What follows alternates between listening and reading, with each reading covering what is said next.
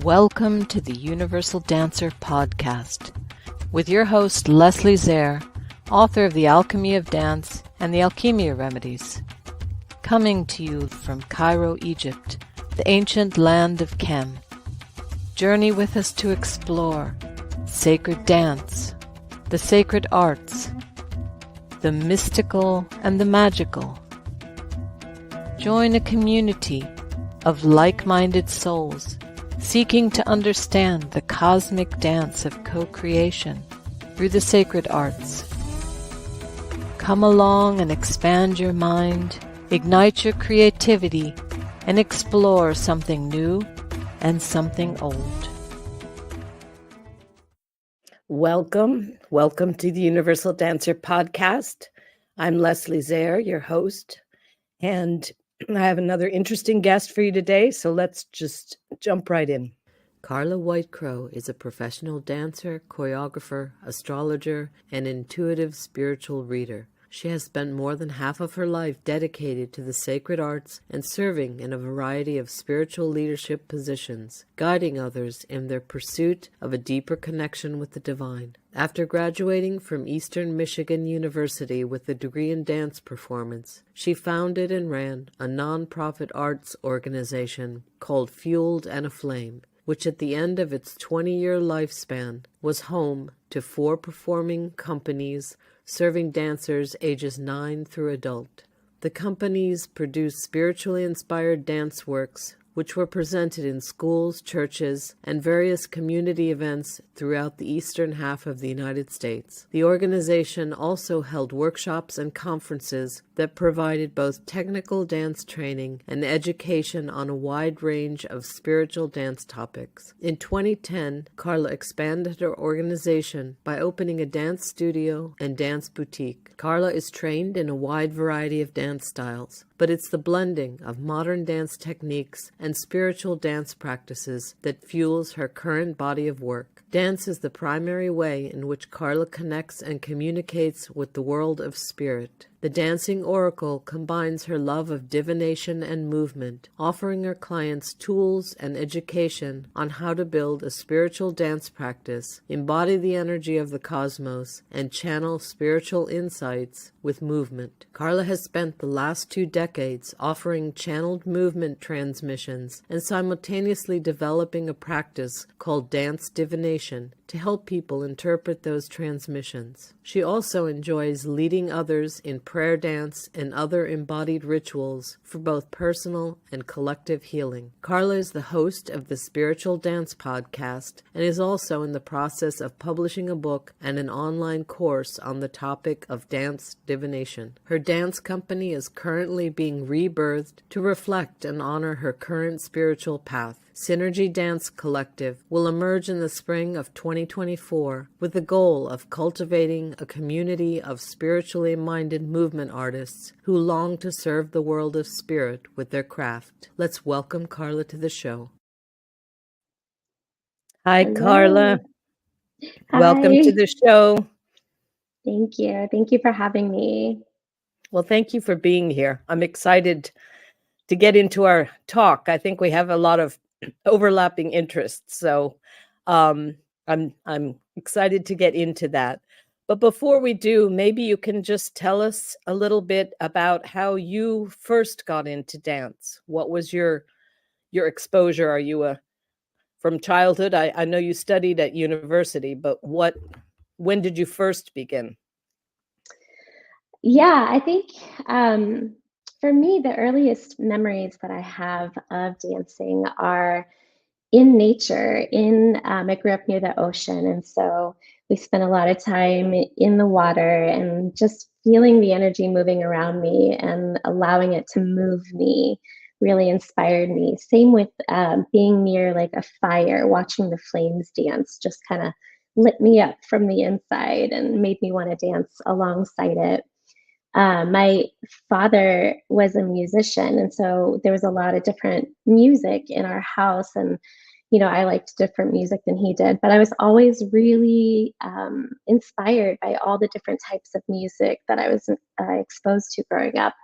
And, every different type of music would make my body want to move a different way. And so those are the earliest memories I have. I remember watching like MTV and VH1 music videos and watching artists like Madonna and Paula Abdul and Janet Jackson and just wanting to perform and dance like they did. But I didn't really actually start training until I was 11 or 12. It was junior high. We moved to Ohio and my parents enrolled me in a local dance studio. And there I studied all different types of dance, jazz, ballet, tap, hip hop, even like hula dance. I loved it all. And I picked it up very, very quickly. The studio owner just noticed that I had just a natural ability to pick up movement quickly, as well as to create dances. And so it was by my second year, I was taking like classroom assistant roles and also choreographing for competitive solos and pieces for the studio's annual recital. But then when I moved into high school, our high school had a award-winning color guard and winter guard program. And so in order to be a part of that, I had to lay down my dance training because color guard and winter guard took up all your extra time. But I really, really was drawn to the props that were used in that practice. Um, for me, like watching flags and ribbons and banners combined with dance movement, it felt like an extension of the energy. Like when I would spin a flag, it was like my energy was moving out into that prop and expanding. It also added like color and just like a wow factor to movement. And so I was totally head over heels into that practice for all of my high school career. I did start taking dance again my senior year of high school. I found a modern dance class because um, I didn't really want to go to college. My boyfriend at the time, who's now my husband, we're still together, he was going away to college and I didn't want to be apart from him. So I auditioned for the dance program at the university he was going to attend. And I got in, and that's why I started taking modern my senior year of high school, because it was a modern dance program. So so those 4 years in college were just incredible. I had no idea that there was so much to learn about dance outside of the studio classroom. I took classes in dance composition, kinesiology, pedagogy, voice, acting, stage production, costume lighting, sound design, dance history. It just opened my eyes to this world that I loved and I didn't know existed. So those 4 years were really, really incredible. And my junior year of college, I went to go see a performance by a Christian dance company that was touring, and they were doing a performance in our town. And I had never heard of a Christian dance company, but I was a Christian and I love dance. And so I was like, well, let's go see what that's about. And that performance was a pivotal moment for me. Their technique was spectacular. Their staging, their production, like the costumes, the lighting, the sound, everything, it just like blew me away. The caliber was just so incredible. And I felt like at the time when I watched that performance, like I was seeing a glimpse of what I wanted my life to be like after college.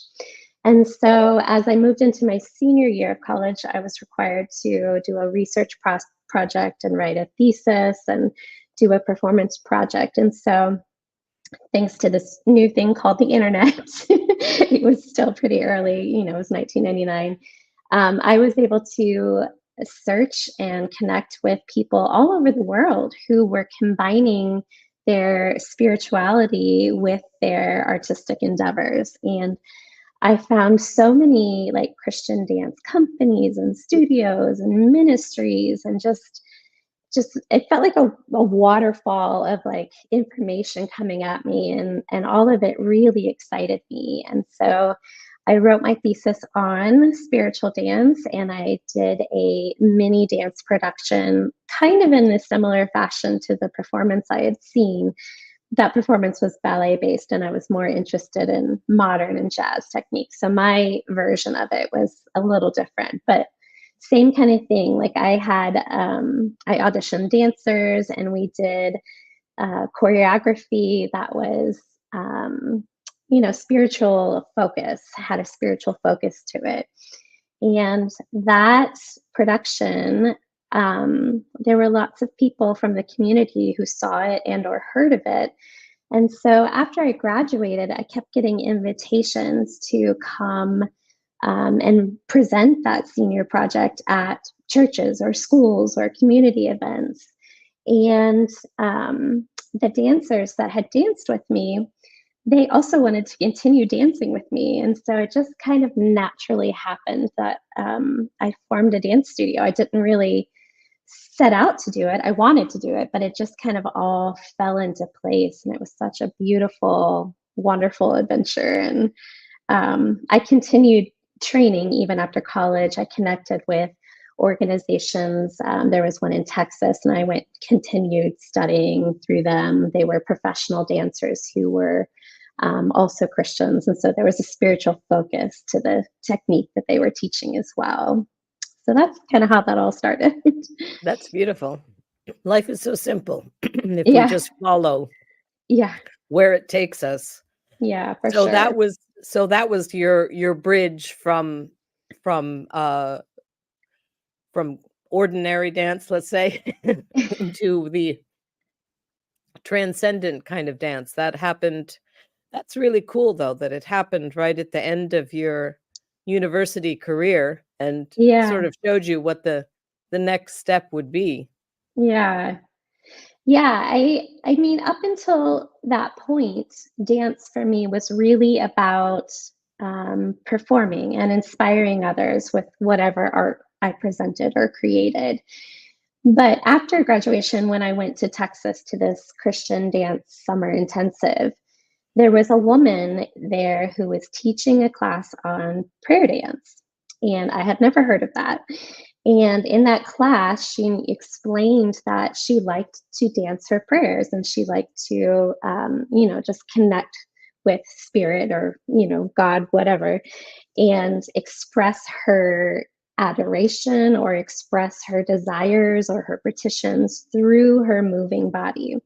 And at the end of that class, she went around and danced her prayers over each student in that class. And, I had been prayed for many times in my life up until that point, but like something about her whole body, all of her energy coming towards me in such a beautiful, kind, creative, compassionate way, it impacted me on a whole other level. And I left that summer dance intensive just like changed. Like I need to explore this. Like this to me feels like what I was created for. And so I brought that practice home to my dance company. And in our rehearsals, we would set aside like a little time at the end of each of our dance rehearsals to just kind of explore this practice of prayer dance and see what happened. And so it just, we would dim the lights a little and play some slow music that was like inspirational and just start moving. And eventually we were like, moving together and moving around or over each other and like praying for each other. And it just, people started having these like beautiful, like supernatural experiences. Some people were even experiencing healing or just feeling like a shift in their energy because of that practice. And then a year later, I went to another conference where a dance company taught us a practice called flocking. And flocking is, at its core, it's like a structured improv activity. It's designed after geese. I don't know if you've ever seen geese fly, but they fly like in a Yes. V formation. And the person at the front is the leader. And their job is to connect with spirit, to feel whatever is around them or coming through from the spirit world and move in response to that. And everyone else in the V mimics the movement. Wow. And it serves a lot of functions. Like it helps people, first of all, to learn to connect with spirit in their bodies.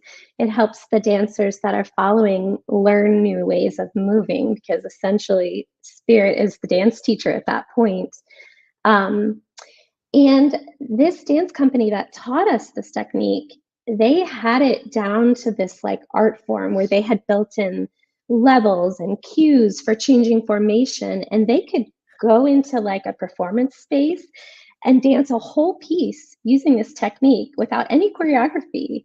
But they had rehearsed it so much together that they just knew as a group how to flow together and just make up a whole dance on the spot that looked like Oh, polished and cleaned. It was beautiful. So again, I took that practice home to my dance company and we started doing that. And, after a while of dancing with the same group of people, you start to get to know like what someone's movement style is. We know that this dancer tends to move like this and this dancer tends to move like this. But when somebody starts moving in a way they've never moved before, you're kind of like, whoa, where did that come from? And it's really beautiful because, they're moving in new ways and everyone else is following and learning new ways of movement. And it's just a really special, like intimate experience that we had together, like being together, moving in sync while following the flow of spirit. It's just a really wonderful practice. So again, that was something that we just sort of played with and expanded upon, and eventually we added our own layers and ways of doing it that benefited our group really well. that's very cool. I think we can Yeah. learn so much from the natural world if we Hmm. just observe and see how they've done it or what they've done with it. And yes, watching birds is amazing, and Yeah. there's no reason we can't learn from that. I think you said something else too that I want to go back to, this point about embodied prayer, and how when someone danced that prayer that was so moving to you, because I think when something is embodied, it's a real commitment. It's a real commitment is the only word that's coming to mind, but it's not just words. It's not just coming, something they've memorized or something that they're repeating back. But when it's embodied, it really is somehow grounded and manifested. Maybe Hmm. that is the word. And it's very potent. So I Yeah. think it brings a whole new level to everything. Yeah, yeah, for sure. At the same time that all this was happening, and I was like working on developing this in my dance company, in my personal life, my church was a very charismatic church, very much into the prophetic.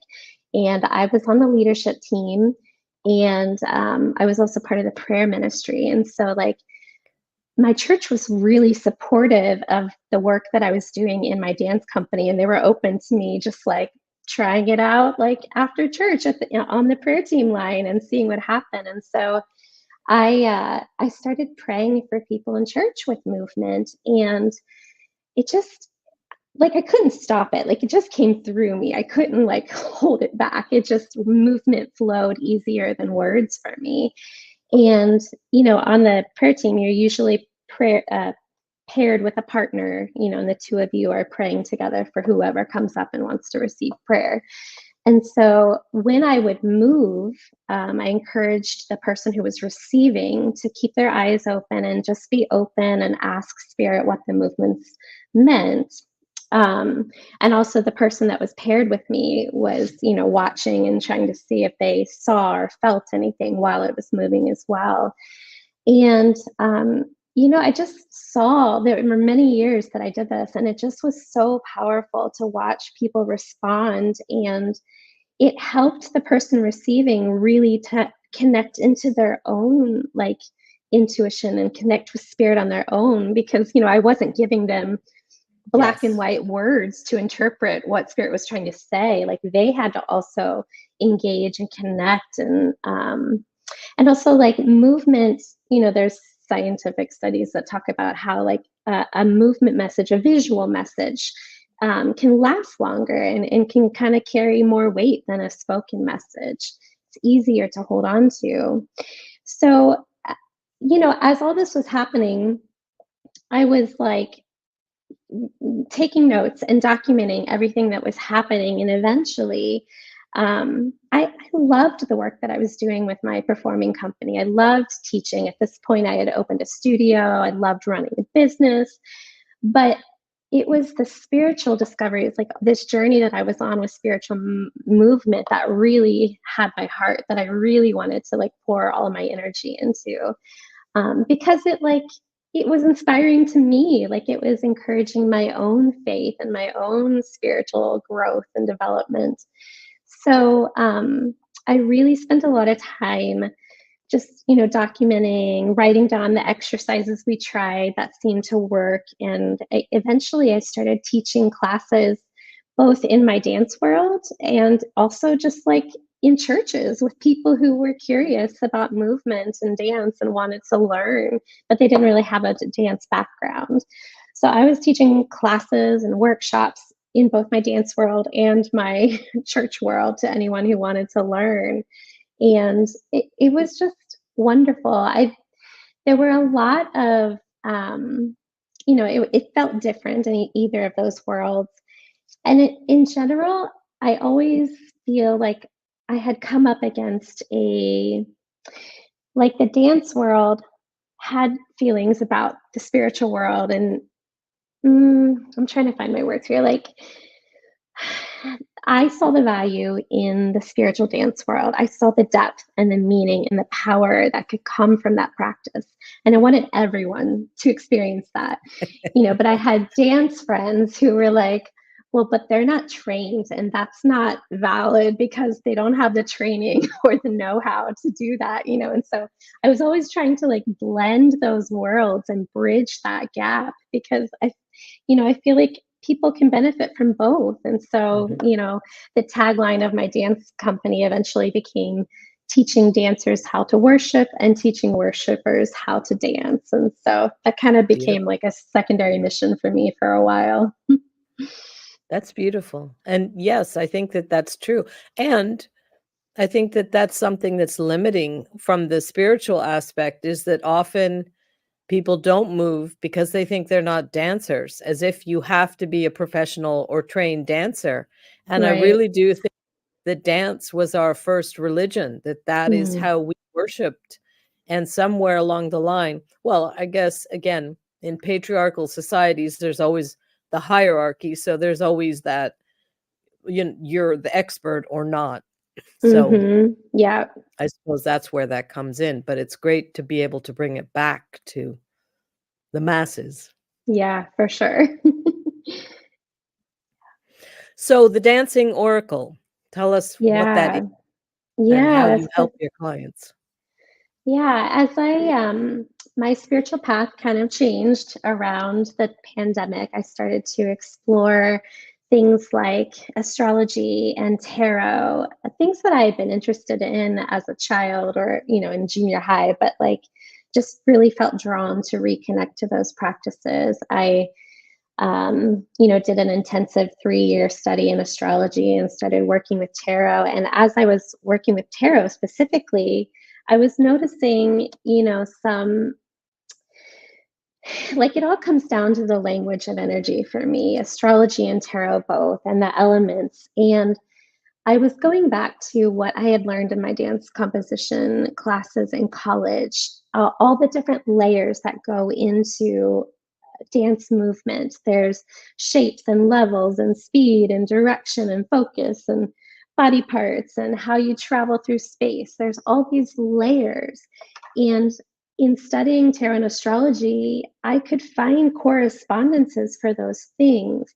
And I started to like categorize different types of those different categories into water and fire and earth and air, and into the archetypes that are found in astrology, like the zodiac signs or the major arcana of the tarot. And I just kind of went, it was the pandemic. And so I had a lot of free time on my hands. I just did a deep dive into exploring the foundation for movement and how it relates to the world, to the natural world. And I started to put together essentially a syllabus for this practice I call dance divination. So when I teach dance divination, I kind of go through 3 different modules. I first start with the language of dance. And well, let me back up. The whole purpose of this, I think I mentioned channel movement. Did I mention that? Channeled movement kind of happened from the prayer dance practice I learned. So, and also praying for people in church, learning to just kind of open up and be a vessel for messages to come through from the spiritual realm in the form of movement in my body. That is channeled movement. The dance divination piece is what helps people to interpret that movement. And so, because sometimes, I asked people what their interpretation of the movement was, but I felt like as I was like diving into all these other modalities, there was so much more that we could discover from these movement messages that were coming through. And so that's where the dance divination process comes in. It's kind of like, if you work with tarot or oracle cards, those decks, they come with a book and like a guidebook that helps give you clues to what each of the cards mean. Dance divination is the guidebook. It's where I help people develop the guidebook to understand the movement, the channeled movement. And so I start by teaching people the language of movement, like talking about shapes and levels and speed and direction and all those things and how they can be categorized into the elements. And then also I touch on astrology and tarot. The second module is the language and the language of energy, where I talk about how movement can be associated with the astrology and tarot. That's where that comes in. And then the third module is where I talk about movement as a tool for psychic development. So back in church, I was in a very prophetic church culture, and I participated in a supernatural ministry school. Essentially, that's where I developed my psychic gifts, was in church. But I did that through the lens of movement. And so one of the things that I discovered when I would pray for people, like a lot of times movement would just happen, but sometimes I would see a movement and I would do that movement once I saw it in my mind's eye, or I would hear spirit say like contract or fall to the floor or something. And so I take people through ways that they can engage with their psychic senses from a movement perspective. And so now they have, once they've gone through those 3 modules, they have all these different ways that they can look at movement and kind of discern or interpret what that movement means. Like, for example, there are with water. Water is very fluid and circular. Water is often, their hips are involved, moving in a circular way. Water is a descending force. So sometimes it's like a down internal motion, whereas fire is expansive, up and out and strong and wide. And so it's really a process of just talking about all the different ways our bodies can move, all the creative ways that we can move our bodies, and what those could mean through the lenses of energy, of qualities, of just like understanding. Does that make, I feel like, is it making Absolutely. sense? Okay. Yes. It makes to me, it makes a lot of sense. Okay, good. You seem to have a similar process. But Yeah. one question I have is, you said you're creating a guidebook, like the little guide that comes with the tarot. Is that individual to each person, or what you just explained about the elements sounds sort of universal, but is each person developing their own way to interpret movement, or you feel that it is a universal thing and everyone's going to interpret in a similar way? It's both. So like I have Both all these and like yes. worksheets and things that I have people fill out, and we do a lot of like labs where they'll watch people do channel movement and they'll practice. And so over time, what I found is that certain movements mean different things to different people, just depending on who they are and the experiences that they've had. And so what I'm giving them is just like a framework to start with, but I also encourage them to kind of develop this practice on their own and come up with their own interpretations. And sometimes I think it's iterations of something. If you really talk it through, you're going to see a thread running Yes. through there that's very similar for everybody. The alchemy of dance, the dance form that I downloaded really, is also based on the tarot and the elements. So it's very interesting to hear, because I do believe that these things exist in the 0 point field. There is this oneness or this truth, and we tap into it from different ways. You're tapping into it through one way, and I might be tapping into it slightly differently. But I do think in Yes. the end we kind of all get to that same place, and those same archetypes. They're there. They're blueprints. They vibrate, they exist in that 0 point field or the collective unconscious or whatever you want to call it. So I do think there are different ways to tap into that. and Yeah. and I think that's what these different dance modalities are doing. It You're explaining it in one way, and certain people will understand it in that way, and I might Hmm. explain it slightly differently, and other people will understand it in that way. So I do Yeah. think we're all tapping into something that already exists there, but in different Yeah. ways. Hmm. And I do think dance does that because it's movement and it's these wave patterns. It takes us there so that we can like physically embody whatever that truth is. And that's it again, very concrete, very manifested, very pure in a sense, I guess. Yeah. Yeah. Yeah. So you you had several dance companies, right? Or there was, or that was, they changed over time, or they were doing different things. What were these dance companies? Yeah, so my first company right out of college, Fueled in a Flame, I ran that for 20 years. And eventually, after I opened a studio, a lot of the students in the studio wanted to be in a dance company too and have opportunities to perform like the adult company did. And so we developed, there was Illuminate, there was Ignite, and then there was a fourth one right at the end, right before the pandemic, that was little ones who got to perform. And that was all in addition to the dance studio. Like we also had dance recitals for the students that were in our school as well.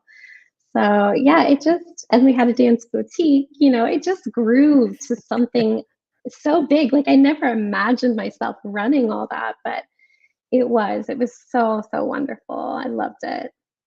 But I think if you follow, I do think we're guided, and if we follow the signs that are given to us, we will be able to create something that's amazing that we maybe never did think of. Yeah, yeah, yeah, yeah. Yeah, So go ahead. no, I'm moving forward. So go on with what you were going to say. Well, I think the companies for me, so choreography is like one of my favorite things to do. I feel like I'm a choreographer. That's who I am. Love to create dances and watch them come alive on stage. And so I haven't been in that role for 4 years, but it definitely is something that has kind of bubbled up again. Like I miss choreographing, I miss working with dancers. But at the same time, I also miss like the spiritual dance classes I used to teach. And so I am in the process of bringing that back to life and under the name of Synergy Dance Collective. And so I'm in the process of gathering dancers and finding space to hold classes and such. And yeah, I'm really excited about that. That's exactly what I was going to ask you about. Yeah. Your new Yeah. dance, your new dance company. Yeah. So that is in addition to like other things I'm doing. I also, as the dancing oracle, I function as a spiritual dance guide, basically, and I do that one-on-one with clients as well as in classes and workshops.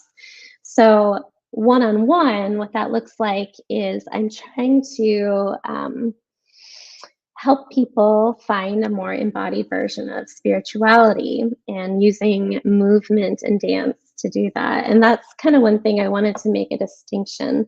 I always get the question, why do you use the word dance and movement? Why both?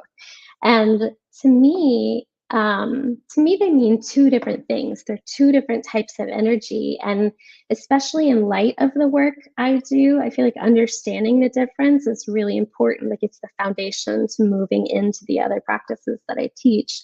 So for me, dance is a very like outwardly directed, intentional, type of movement. It's very solar in nature or masculine. You're often it's performing or sharing movement with the intention of entertaining or inspiring or sharing a story or sharing an idea with someone or something.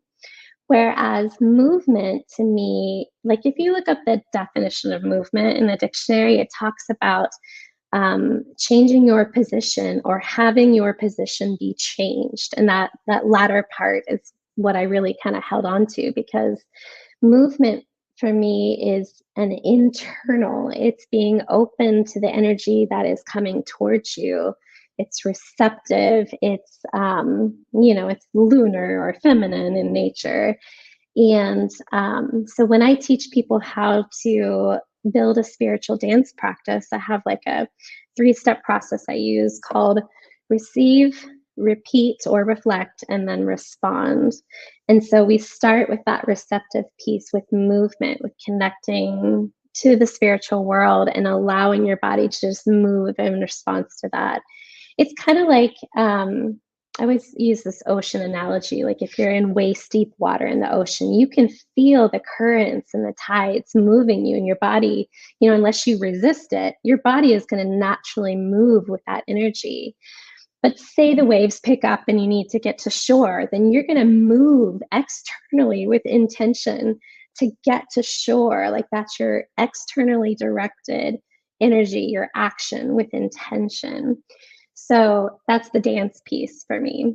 And this is not like a black and white thing. This is just what the conclusions I've come to based on all the years of doing this. So in the spiritual dance practice, we receive, we wait, and we receive and move with whatever energy is flowing through us. And then we reflect. And to me, the reflection piece is kind of like liminal space. It's kind of like this cauldron where you're kind of like stirring with whatever is coming through and like assessing it and just digesting it. And then the response piece is the dance, the outward, like based on what you received and what you intuited about what you received. Now is your chance to respond. And that response can be simply how it makes you feel. It can be a response of like gratitude, like, thankfulness for what you received from spirit, or it can just be like a sharing aspect. But you can cycle through that process of receive, reflect, respond, and it becomes like this two-way conversation with the spiritual world. That to me, that's what my own practice looks like, and that's what nourishes me. So when I work with people one-on-one, that's usually what I'm doing. Sometimes I work with people more in like a healing modality. And so I have this thing called a cosmic choreo session where I bring in astrology and I look at their natal chart to kind of see is there any energetic imbalance, in their astrological makeup, or I can look at their transits and see like, are there any obstacles they might be facing now? Like maybe they're in a season where there's a lot of air energy. They could be stuck in their head and they need more of an earth-based movement practice to ground down and get in their body.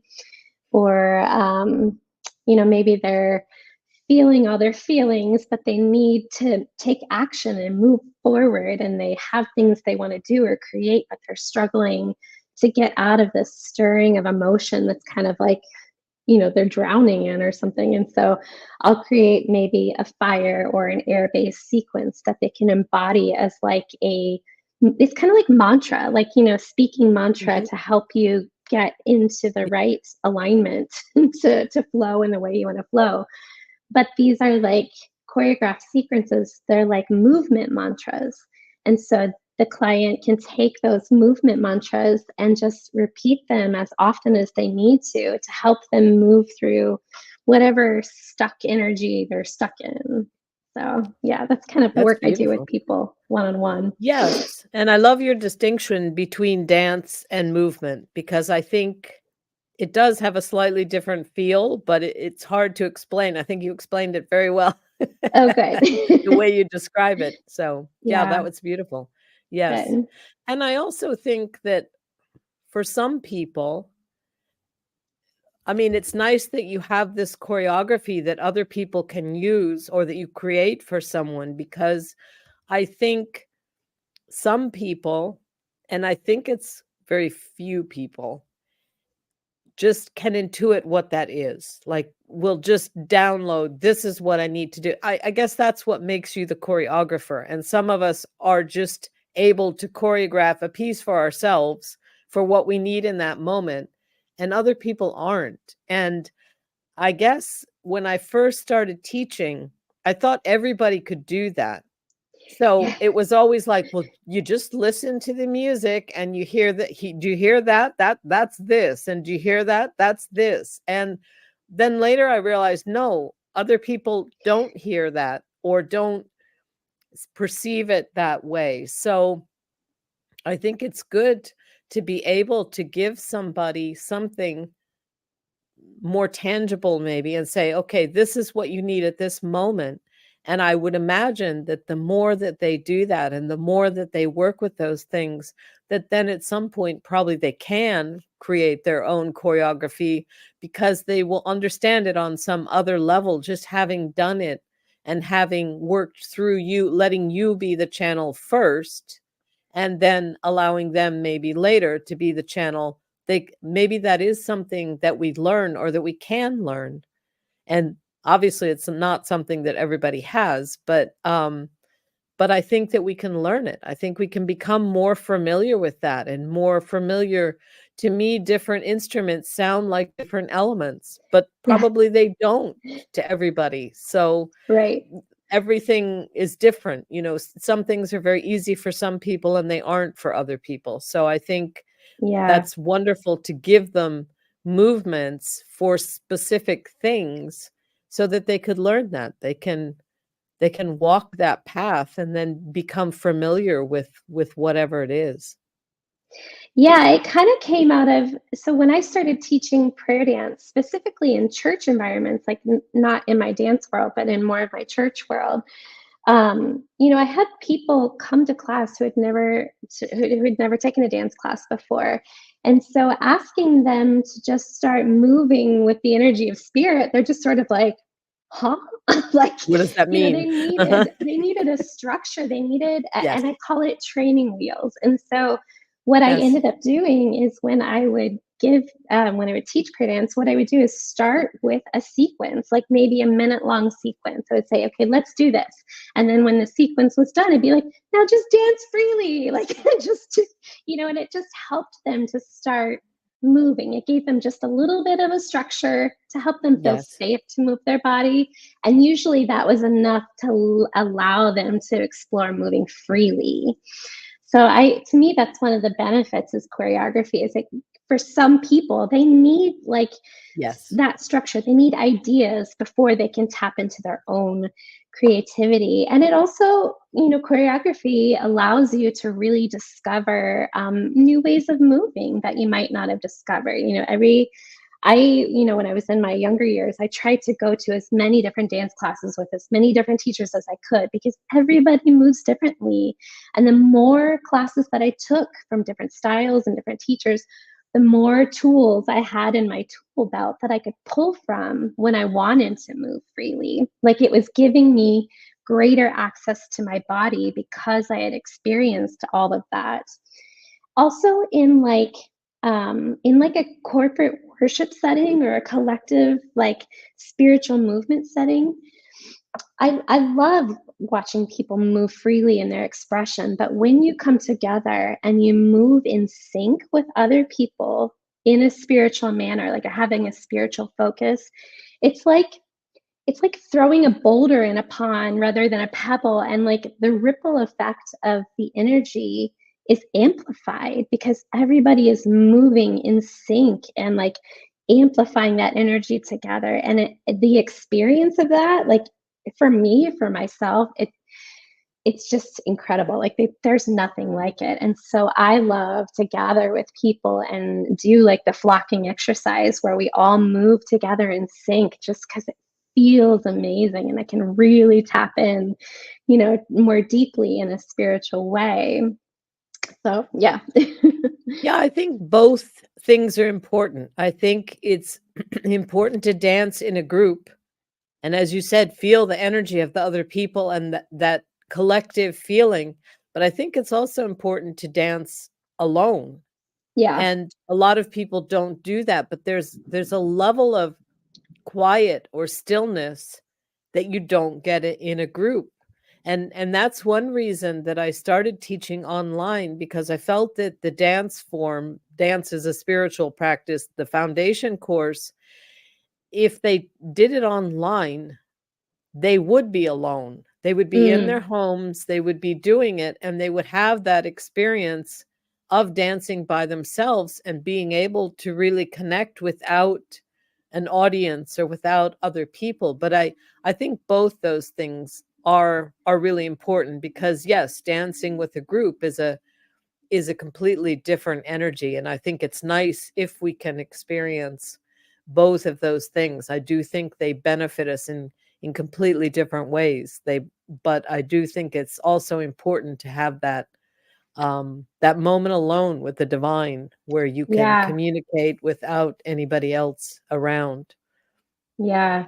I had a few moments growing up. Like there was one time where I did like a solo performance in a church pageant. I danced an improv solo to Mary Did You Know? And even though there were people in the audience, it felt like when I was dancing that the audience just kind of disappeared and like this curtain got pulled back and I was dancing with other energies, like a supernatural energy or divine energy, angelic, whatever you want to call it. And that was the first time I really experienced something like that. And then that happened again to me my junior year of college. Again, I had to choreograph a solo for my dance composition class.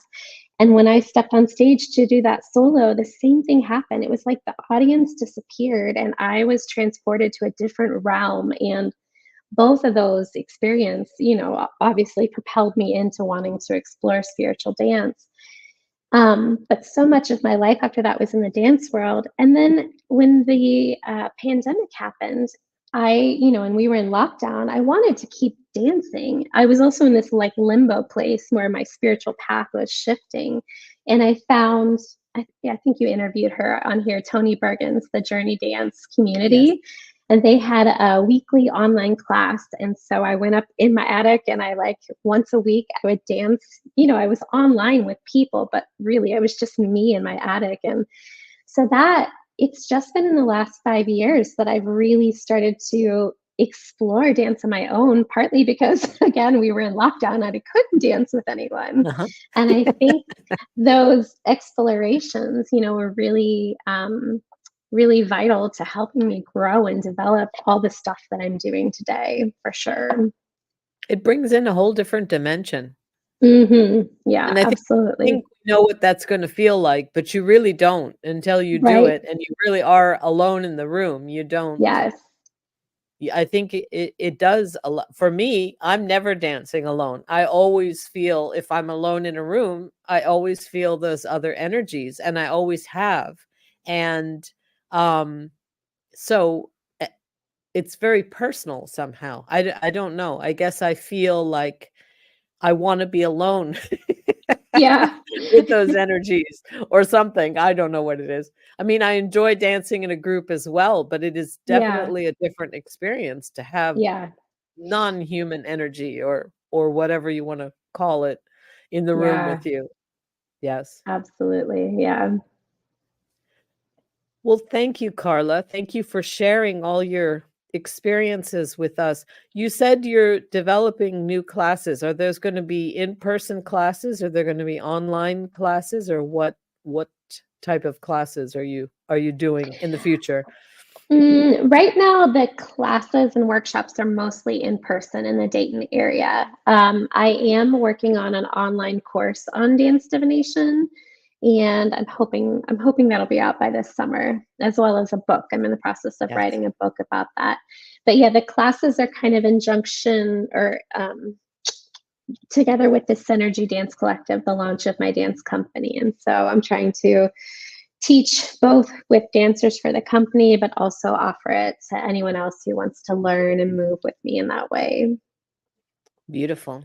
And we look forward to your book and your online classes. I think Yeah, both of those things are such a nice way to spread it to areas that are not nearby you in physical proximity. So yeah, nice. it's not a common thing. It's kind of got its own unique niche. So being Yes. online really helps get that No, out. it Yeah. sounds wonderful. Yes. Mhm. So if people want to get in touch with you, you have a website, Yes. www.thedancingoracle.com, Yeah.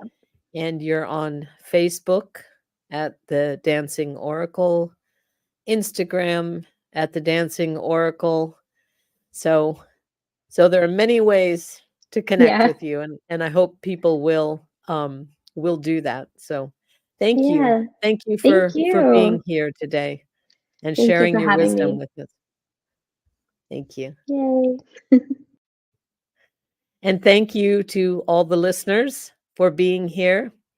We have other podcasts as well. So there is a playlist. If you're on YouTube, there's a playlist there. You can listen to some other interviews. And I hope you will reach out and connect with Carla and keep up with what she's doing. So when her book comes out and when her online classes come out, those of you who are not in that area will be able to see what she's doing. I'm excited. It sounds like it's right up my alley, so I'm excited to learn more.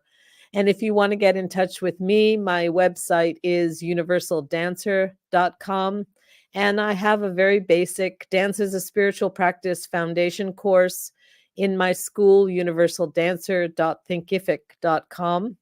So I hope you will reach out to me as well. And I hope that you will all try some kind of dance based spiritual practice because it is a wonderful way to connect with spirit. So that's one of my aims in having this podcast is just presenting different options so that people will learn to connect through movement to the spirit world. All right. Well, thank you. Thank you for being here. Bye bye.